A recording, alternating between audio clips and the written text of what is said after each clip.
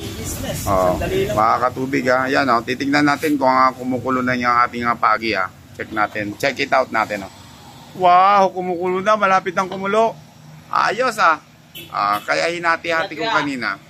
Kasi ano, para madali siyang yan oh, may tanlad sa mga katubig ha, para matanggal na lasa yun, yung tanlad yan, nakikita niyo yung tanlad yan oh. Oh, sarap. Sarap to mamaya mga katubig. Kukunutin ni Katubig Boss Jerry to mga katubig ha. Ibang klase. Oh, makita niyo naman oh. Ibang klase si Katubig talaga magluto. Dahil bakit? Anak ako ng mahirap, kaya ko lahat. Kaya ko lahat ng gampanin, oh. Oh, ayan oh, ayos.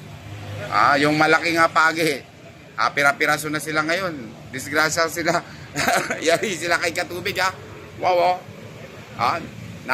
Parang nasa probinsya lang tayo pero nasa syudad tayo mga kaibigan oh. Ayan oh. Yan ang syudad oh.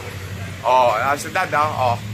Syudad to oh. Dito pala we admit border at transit Oh, ayan may boarding house ako rito mga Katubig Ayan ang mga ano ko.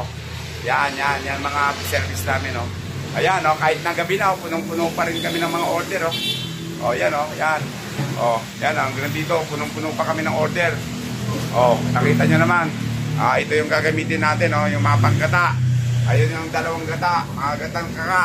Oh, ito na oh. Oh, napakasarap, di ba?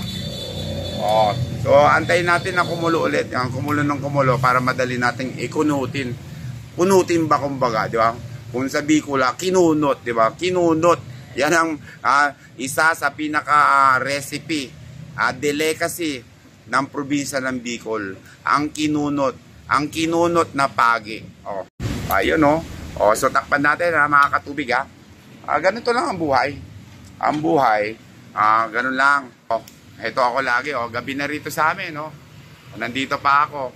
Alas 7 ako ng gabi, nandito. Hanggang alas 7 ng gabi rin ako uuwi. Bakit ako nagtsatsaga? Dahil may pamilya ako. Kailangan kong kumayod para maiahon ko, madala ko ang aking pamilya kasama ng aking asawa, maigapang namin sa kahirapan ang aming mga anak. So mamaya update ko kayo ulit Katubig Okay.